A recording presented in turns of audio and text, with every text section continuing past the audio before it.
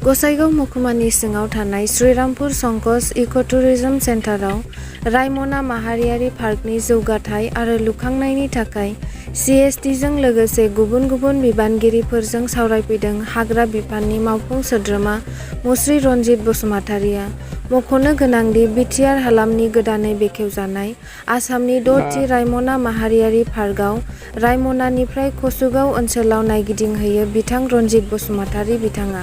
बड'लेण्ड हालामाव थानाय गासैबो पार्क आरो सेन्चुरिनि रैखाथिनि थाखाय बड'लेण्डआव 1500 जोहोलावफोरखौ बड'लेण्ड फरेस्ट प्रटेक्शन फर्सआव थिसननायनि आसाम सोरखारनिसिम गसर हरदों होननानै फोरमायदों रनजित बसुमतारि बिथाङा। जोंनि बे नेशनेल पार्क मोनब्रैखौ बिटिआरआ ओरैबायदि मोनसे फिसा हालाम, बे हालामाव मोनब्रै नेशनेल पार्क दङ, नङा होमबा? सेन्चुरि आरो नेशनेल पार्क। बेफोरखौ बासायनो थाखाय जोंना मेन पावारनि माने सुबुं गोहो धोना बिराद खम जानानै दङ। हिउमेन रिसोर्सआ मेन पावारा नंखायनो बे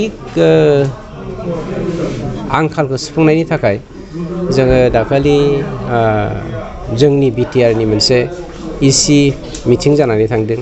बे इसि मिटिङाव पास खालामनाय बायदियै नैबे बारनि आसामनि बाजेट सेसनावहाय पास खालामनो थाखाय जोंनिफ्राय बड'लेण्ड फरेस्ट प्रटेक्शन फर्स होननाय मोनसे 1500 मोनसे फर्सनि मुं दोननानै जोङो अलरेडि प्रप'जालखौ हरदों आरो जोङो पजिटिभलि लादों। बेखौ गभर्नमेन्ट अफ आसामा जोंनो सापर्ट होगोन, मानोना देग्लाय बा बे 5 बोसोरनि गेजेराव जोंनि आसाम सरकारा मानव गेदेर हिमन्त शर्मानि दैदेननायाव हिमन्त बिश्व शर्मानि दैदेननायावहाय 35,000 माने बेटेलेन आसाम पुलिस बेटेलेन बानायनानै जोंनि आसामाव माने इयुथफोरनि मा होनो निबनुवा समस्याखौ समाधान खालामनो नागिरदों।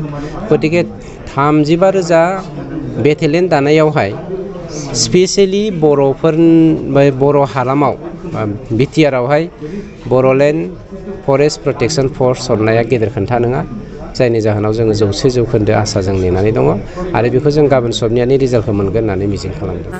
आरो आसाम बेंगल सिमानिफ्राय कसुगावसिमनि पार्कहालागै थांनाय राजा लामानिफ्राय मोनथामसो लामाखौ गोमै ब्लेक टपिं खालामगोन होननानै फोरमायबावो।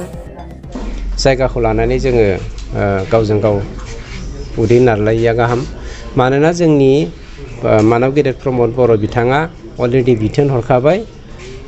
मेइन रडनिफ्राय राजा लामानिफ्राय कसुगावजों थांनाय लामा मोनसे आरो रायमनाजों थांनाय लामा मोनसे, बे मोननै लामाखौ बेसेसिम जों सौहायो माने जोंनि रायमना नेसनेल पार्कआ गाज्रि गोहोम गोग्लैयैसिम नोजोर बोनानै बेसेसिम जों हायो माने 3 लेन गोनां लामा जों बानायनो नागिरदों ब्लेक टपिं, आरो बेखौ खोब गोख्रैनो जोङो जागायगोन।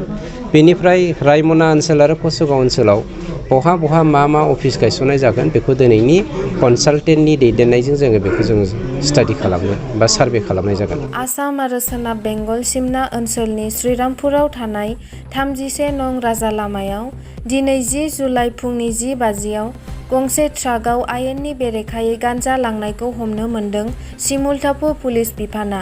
हमजानाय गान्जाखौ आसामनि कार्बि आंलं जिल्लानि सुकानसारनिफ्राय बिहारसिम लांबाय थादोंमोन होननानै पुलिसनि मावथिया खौराङाव फोरमायदों। हमजानाय सुबुंफोरखौ फारियै कार्बि आंलंनि रेहमतुल्ला खान 51 आरो राजस्थाननि रमेश खु 30 होननानै सिनायनो हादों।